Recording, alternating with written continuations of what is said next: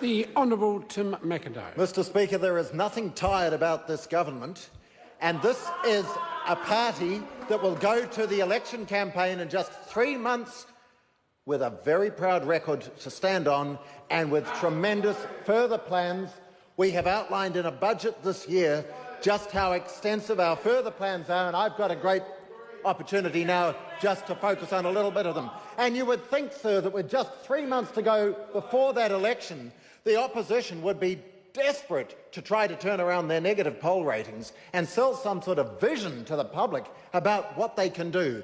But instead it's nasty, it's backward-focused, it's the same negativity that they've languished in now for 9 years, and I think the public is becoming increasingly unimpressed by the way in which they present themselves and thinking there's no vision over there. It's the party on this side of the House that is showing that we're still full of energy and full of determination. Sir, as the Leader of the House noted when he opened the National Party's theme in this debate today, this is the government of infrastructure. And we will be remembered in history as a party that has made an outstanding contribution to the development of this country. As he did, I want to congratulate everybody who's been involved in that staggering achievement, which is the Waterview Tunnel up in Auckland.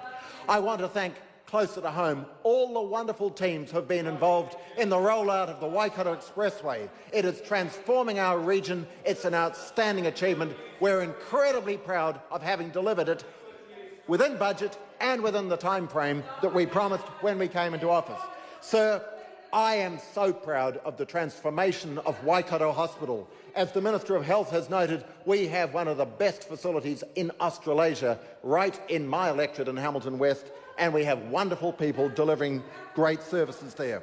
Sir, the Leader of the House spoke of major infrastructure projects in transport, health, justice, education, telecommunications and ICT, and many other important areas. And of course, we have made an enormous contribution and commitment to the people of your region, sir, in Canterbury, for the rebuild of Christchurch and to support them through the terrible suffering that they have experienced since September 2010. I'm very proud of that, and we as a government repeat that commitment, and we are seeing Christchurch rebuilt in a way that I think is delivering a wonderful modern city of the future.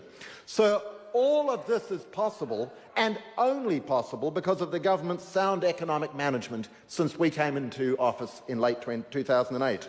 We have a growth rate that is the envy of most countries in the Western world.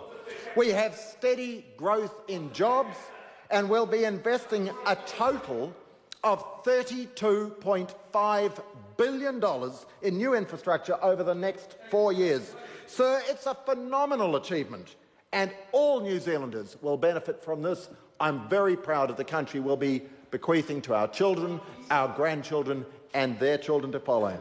Sir, I recently became the Associate Minister of Education, and I've had the great privilege in recent weeks of visiting a large number of schools, mostly to deal with infrastructure announcements to do with role growth and meeting the needs that those schools have. I want to thank the principal and the staff of Prebleton School in West Christchurch, where I was able to announce new classrooms from that school, Lincoln School and Allenton, a little bit further down the road in the electorate, I think, of the member for Rangitata.